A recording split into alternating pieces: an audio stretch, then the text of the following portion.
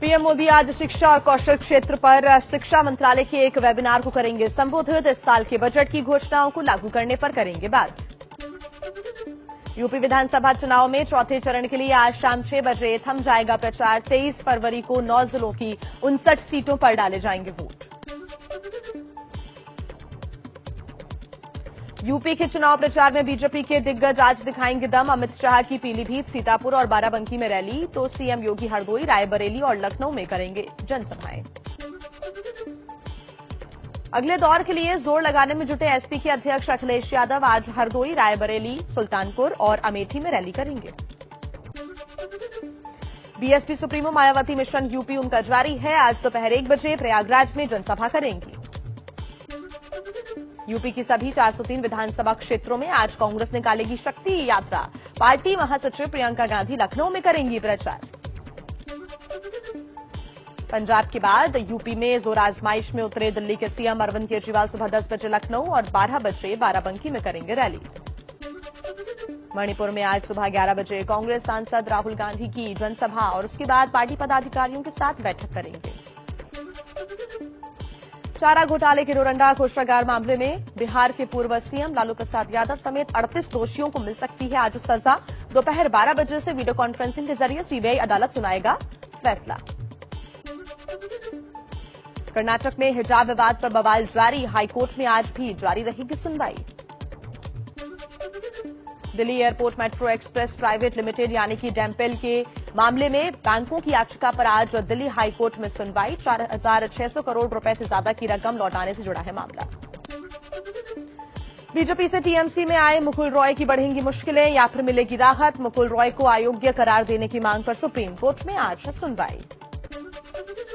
UP में अखिलेश सरकार में मंत्री रही गायत्री प्रजापति की जमानत याचिका पर सुप्रीम कोर्ट में सुनवाई। नाबालिग से रेप के मामले में सजायाफ्ता प्रजापति पर मंत्री रहते अवैध संपत्ति जमा करने का मुकदमा भी लंबित है।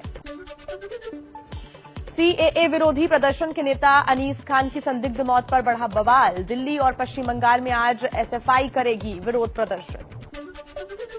विदेश मंत्रालय आज से 27 फरवरी तक आजादी का अमृत महोत्सव विशिष्ट सप्ताह मनाएगा। विदेश मंत्रालय के प्रवक्ता अरिंदम बागची ने जानकारी दी। समंदर में अपनी ताकत और तैयारियां दिखाने के लिए भारतीय नौसेना का आज विशाखापट्टनम में प्रेसिडेंट फ्लीट रिव्यू का आयोजन। करीब 3 घंटे तक चलेगा कार्यक्रम। जम्मू कश्मीर के शोपियां में शहीद जवानों का आज होगा अंतिम संस्कार। संतोष यादव का यूपी के देवरिया और चौहान रोमित तानाजी का महाराष्ट्र के सांगली में अंतिम संस्कार होगा। आइए तेज रफ्तार के साथ कुछ और खबरें देख लेते हैं। यूपी चुनाव के तीसरे चरण में 59 सीटों पर करीब 60% और पंजाब में करीब 65% मतदान। यूपी के ललितपुर सबसे ज्यादा 67 और कानपुर नगर में सबसे कम 51% वोटिंग हुई। बीजेपी ने चुनाव आयोग से अखिलेश यादव की शिकायत की। आचार संहिता के उल्लंघन का आरोप। अखिलेश ने मतदान केंद्र पर मीडिया से बात की थी। अकाली दल के नेता बिक्रम सिंह मजीठिया और पंजाब कांग्रेस अध्यक्ष सिद्धू का हुआ आमना सामना। मजीठिया ने हाथ जोड़कर किया अभिवादन। अमृतसर ईस्ट से दोनों लड़ रहे हैं चुनाव। इन्ना ही भरोसा है लोगों के उत्ते फिर छड़ मजीठा कला लड़। I don't need a character certificate from the jokers of jokers.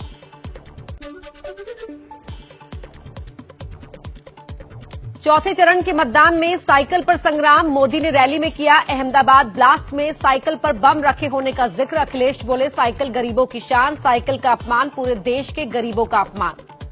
यहां समाजवादी पार्टी का जो चुनाव सिंबल है ना, वो सारे के सारे बम धमाके उन्होंने बम साइकिल पर रखे हुए थे।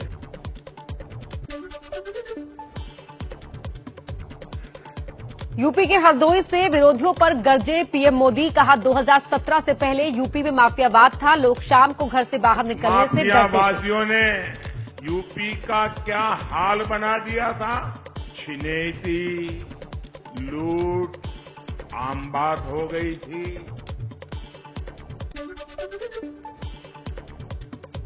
उन्नाव में पीएम मोदी ने छुए बीजेपी जिला अध्यक्ष के पैर। मंच पर मोदी को उन्नाव के जिला अध्यक्ष ने प्रतीक चिन्ह भेंट किया और पैर भी छुए, जिसके बाद पीएम ने अवधेश कटियार को मना किया और उनके पैर छुए।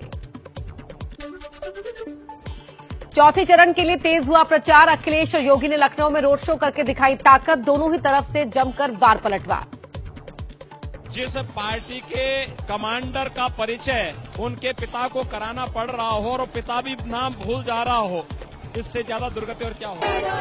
ये भारतीय जनता पार्टी हो गई है, अब भारतीय जनता पार्टी नहीं है, ये भारतीय जनता पार्टी हो गई है।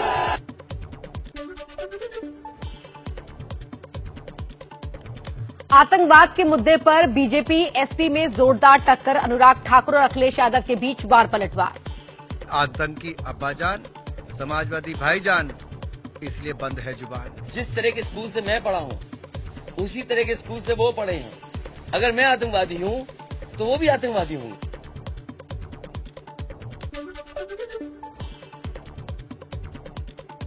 यूपी के प्रतापगढ़ में रक्षा मंत्री राजनाथ सिंह ने कहा, सीएम योगी मुझसे भी बेहतर सीएम साबित हुए। योगी ने माफियाओं के महल पर बुलडोजर चलाया। मैं इतना ही कह सकता हूं कि मैं भी मुख्यमंत्री रहा हूं, योगी जी भी मुख्यमंत्री रहे हैं। योगी जी हमसे अच्छे और बेहतर मुख्यमंत्री रहे हैं, यह कहने में मुझे रंज मात्र संकोच नहीं है।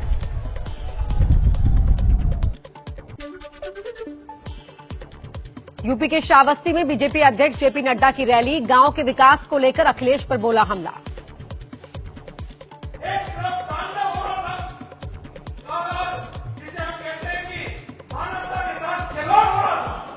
और एक तरफ कांग्रेस कह रही थी कि बड़ा पेड़ गिरता है तो धरती।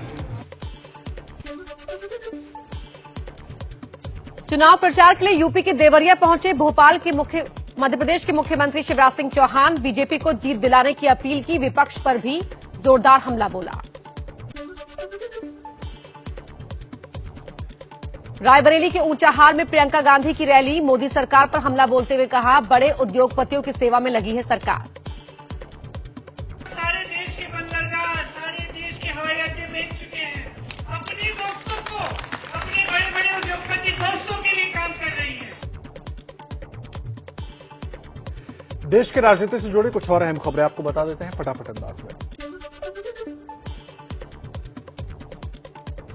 देश में नए मोर्चे की कवायद। तेलंगाना के सीएम के चंद्रशेखर राव ने मुंबई में सीएम उद्धव ठाकरे और एनसीपी अध्यक्ष शरद पवार से मुलाकात की। अभिनेता प्रकाश राज भी साथ थे।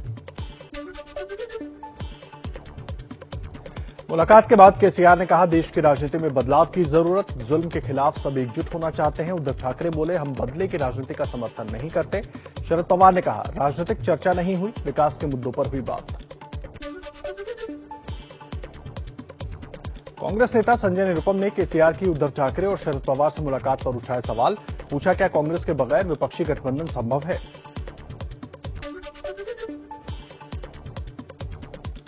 वेस्टइंडीज के खिलाफ टी20 सीरीज में भी भारत का क्लीन स्वीप। वेस्टइंडीज को 17 रनों से हराया। भारत ने 3-0 से किया सफाया।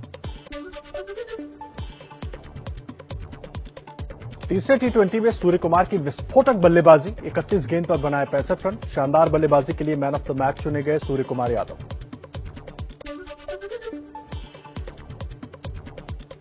तीसरे टी20 मुकाबले में वेंकटेश अय्यर ने भी 19 गेंदों पर 35 रनों की पारी खेली। तेज गेंदबाज हर्षल पटेल ने 22 रन लेकर झटके 3 विकेट।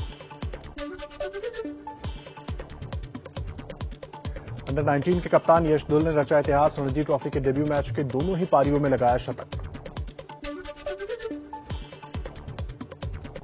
प्रो कबड्डी लीग में आज एलिमिनेटर 1 मुकाबले में यूपी योद्धा का पुनेरी पल्टन से मुकाबला। वहीं एलिमिनेटर 2 मैच में आमने सामने होंगी गुजरात जायंट्स और बेंगलुरु बुल्स की टीमें।